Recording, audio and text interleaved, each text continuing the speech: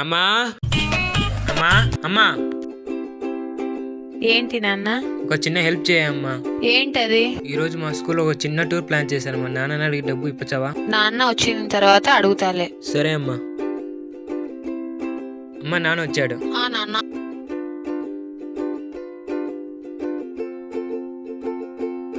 ఏవండి, నీళ్లు తీసుకోండి.